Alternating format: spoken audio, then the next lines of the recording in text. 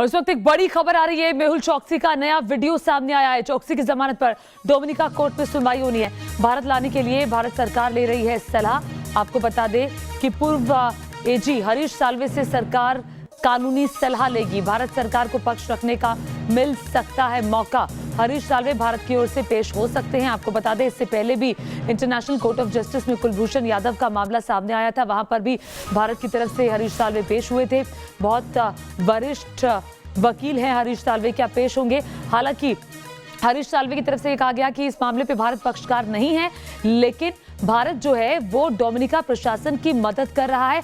अगर सहमति बन जाती है तो मैं कोर्ट में पेश होकर भारत की पैरवी कर सकता हूं, हरीश साल्वे की तरफ से कहा गया। और क्या कुछ कहा गया है और कितनी संभावना है, इसी पर बातचीत करने के लिए हमारे सहयोगी अरविंद जुड़ गए हैं। अरविंद बताइए, अब भारत सरकार जो है सलाह लेगी हरीश साल्वे की और हरीश साल्वे भारत की पैरवी कोर्ट में कर सकते हैं अगर सब कुछ ठीक रहा, अगर सहमति बन जाती है तो। बिल्कुल, हरीश साल्वे का एक लंबा अनुभव रहा है। विदेश में कई मुकदमों में भारत की तरफ से पेश हो चुके हैं। लिहाजा भारत सरकार ने डोमिनिका से वापस मेहुल चोकसी को लाने के मसले को लेकर के भी उनसे कानूनी सलाह ली है।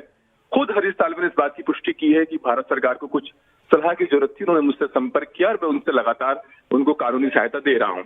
लेकिन यहाँ पर गौर करने वाली बात यह है ज्योति की अभी जो मामला चल रहा है डोमिनिका की कोर्ट में, उसमें भारत सरकार को पार्टी नहीं बनाया गया है। ये बात जरूर है कि डोमिनिका और एंटीगुआ दोनों भारत सरकार के पक्ष में है और डोमिनिका सरकार की तरफ से चाहे मजिस्ट्रेट कोर्ट हो चाहे हाई कोर्ट हो, दोनों जगह जो दलीलें रखी गई हैं वो भारत सरकार के पक्ष में रखी गई हैं।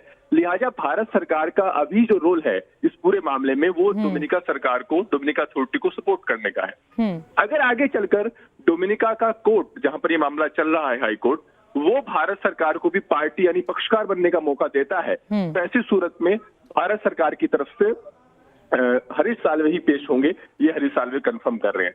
तो मुझे लगता है कि जिस तरीके से ये इस बात पर निर्भर करेगा कि तो क्या अरविंद ये बताइए, तो क्या इस संबंध में भारत की बात डोमिनिका के प्रशासन से, वहां की सरकार से चल रही है कि जो हमारे यहाँ के पूर्व अटॉर्नी जनरल हरीश साल्वे हैं अब उनको पक्ष रखने का मौका दिया जाए और भारत को पक्षकार बनाया जाए?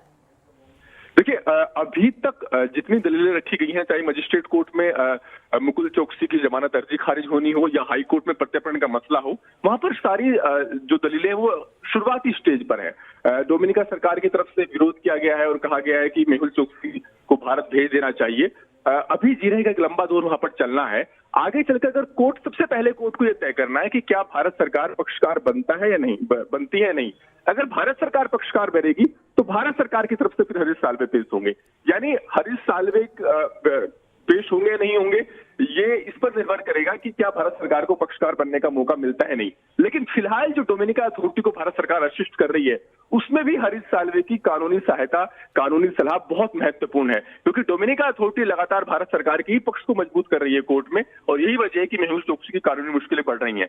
तो अभी भी जो कानूनी सलाह मिल रही है उसका डोमिनिका अथॉरिटी को असिस्ट करने में भारत सरकार में मदद मिल रही है। आगे चलकर अगर भारत सरकार ही पक्षकार बनेगी तो बिल्कुल इस बात की पूरी कोशिश चल रही है कि भारत को भी कोर्ट के अंदर बाकायदा पक्षकार बनाया जाए। आपको मैं साफ कर देना चाहती हूं कि भारत सरकार अभी पक्षकार नहीं है, बल्कि डोमिनिका प्रशासन की भारत की तरफ से मदद की गई है। जो अधिकारी हमारे पहुंचे हैं डोमिनिका में, डोमिनिका की कोर्ट में, वो प्रशासन की, वहां के प्रशासन की मदद कर रहे हैं। उनको बता रहे हैं कि आखिर क्या चीजें आप रख सकते हैं भारत के पक्ष में।